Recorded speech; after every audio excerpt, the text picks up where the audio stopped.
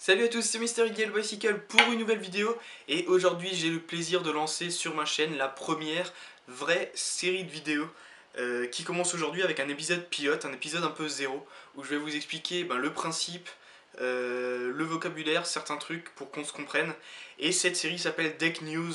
Le nom parle bien de lui-même tout simplement parce que ça va être une série où je vais essayer au mieux de vous apporter des nouvelles, des nouveautés et des informations sur les jeux de cartes en général. Alors, quel est le principe? Ben voilà, c'est un peu ce que je viens de vous dire. En gros, dès que j'ai des informations sur un nouveau jeu de cartes, c'est-à-dire un jeu de cartes qui va bientôt sortir ou un jeu de cartes qui est sorti à l'instant, eh bien moi je vais prendre ces informations et les répertorier. Alors cette série, si vous voulez, ça va pas être une série où il va y avoir des épisodes régulièrement, c'est-à-dire toutes les semaines un nouvel épisode. Je veux pas faire ça parce que sinon il y aurait des épisodes où il y aura pas grand chose à dire et puis ça serait un peu dommage. Alors ce que je vais faire, je vais plutôt, comme je viens de le dire, répertorier les informations dès que j'en ai. Et quand j'ai suffisamment d'informations selon moi pour faire un épisode, je ferai un épisode de Deck News. Donc pour le moment, à partir de cette vidéo, à partir de ce moment-là, je vais commencer à répertorier toutes les nouvelles informations sur les cartes et les jeux, etc. Et les répertorier petit à petit jusqu'à ce que j'en ai suffisamment pour faire le premier épisode, épisode 1 de Deck News qui arrivera dès que j'aurai assez d'informations, tout simplement.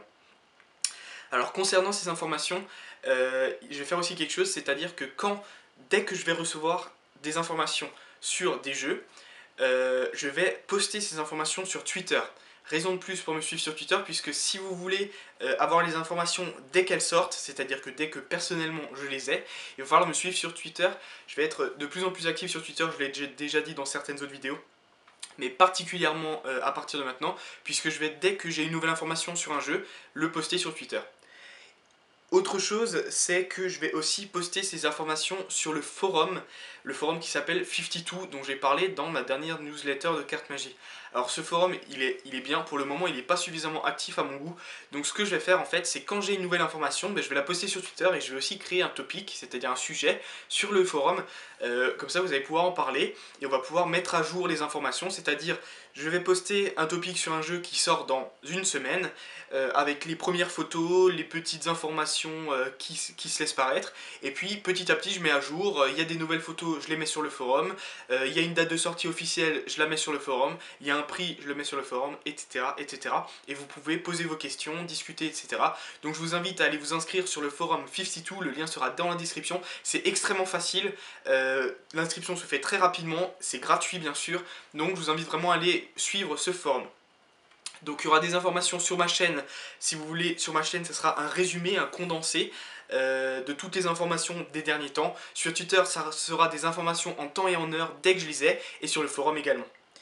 Donc, maintenant, juste parler un peu de vocabulaire si vous voulez, parce que souvent on pose des questions, on ne comprend pas exactement de quoi je parle. Comme dit, moi je suis sur les sites de magie toute la journée, j'ai pris un certain vocabulaire, j'utilise parfois des mots anglais parce que c'est la langue qui est la plus utilisée, des choses comme ça. Donc par rapport à ça, je vais quand même vous expliquer un peu le principe. Et déjà pour commencer, vu qu'on va parler de jeux de cartes, on va dire qui est-ce qui sort les jeux de cartes, qui est-ce qui crée les jeux de cartes. Et bien si vous voulez, il y a plusieurs catégories. Alors la première catégorie, ça va être en fait des magasins qui étaient à la base des magasins de magie. Ces magasins de magie, vous les connaissez tous. Il y en a vraiment, j'ai bien réfléchi, j'ai essayé de voir, des vrais magasins de magie qui rentrent dans cette catégorie si vous voulez. Il y en a que 4. Ça va être Illusionniste, Theory 11 ou Théorie 11, Dan and Dave et The Blue Crown. Ça c'est les 4 principaux. Si vous voulez, c'est les 4 grandes boîtes. Et ces grandes boîtes, en fait, si vous voulez, à la base, leur premier but, c'était de créer des tours de magie et de les vendre. Mais ils ont eu petit à petit une envie de créer des jeux de cartes customisés et sont apparus petit à petit les premiers jeux de cartes customisés. Il y a très longtemps, chez Illusionist par exemple, sont sortis les tout premiers Black Ghost, Ghost et des choses comme ça. C'était vraiment il y a longtemps. La plupart du temps, ça se situe entre il y a, je dirais, 5 ans. La plupart du temps, c'est vraiment le début de l'histoire, c'était il y a 5 ans, en 2008, à peu près. Ensuite, par exemple, pour Theory 11, c'est la même histoire. Dan and Dave, ils avaient les Smoke and Mirrors et les toutes premières versions, il y a aussi 5 ans ou voire plus, je sais pas exactement. Donc voilà. Donc ça, c'est les principaux. Ensuite, il y a d'autres entreprises, ça c'est une autre catégorie, qui elles ne vivent et ne vendent que des cartes. Et puis là, on pourrait en citer, mais plein, c'est incroyable, on pourrait en citer plein. J'ai pris quelques exemples, tout simplement le Bicycle Shop Supplies, le Bicycle, le site qui vend que des cartes et quelques autres accessoires, ils vendent des bicycles, des billes, des talios, etc. C'est aussi là qu'on peut s'inscrire au Club 808. Ça c'est un exemple, mais ils vendent que des cartes, pas de tour de magie. C'est pareil pour Venda, les nouveaux jeux que j'ai reçus dans une dernière unboxing, les Circle City Cards, etc., etc. Circle City Cards par exemple, c'est les créateurs des Quicksilver que vous voyez juste ici, c'est signé Circle City Cards juste en dessous. Voilà, ça c'était un exemple, je sais pas si vous le voyez très bien, mais voilà. Des exemples, je pourrais en donner plein, je vais pas en citer plus, mais ça c'est une deuxième catégorie. En fait, cette catégorie, ça va me permettre de vous, quand je ferai des épisodes de Deck News, de vous dire, bah voilà, c'est Illusionniste Tatata qui a créé un nouveau jeu, et vous donner des informations et que vous les compreniez. Ensuite, il y a une autre catégorie, une catégorie un peu spéciale, puisque c'est les revendeurs. Les revendeurs, c'est ce que vous connaissez principalement. C'est probablement là que vous commencez c'est particulièrement là que vous commandez la plupart de vos cartes. Tout simplement parce que le principe du revendeur, c'est que lui, il va acheter des jeux de cartes aux catégories précédentes, en gros, c'est-à-dire en grande quantité. Et il va les revendre, d'où le nom, hein, bien sûr, il va les revendre au plus près de chez vous.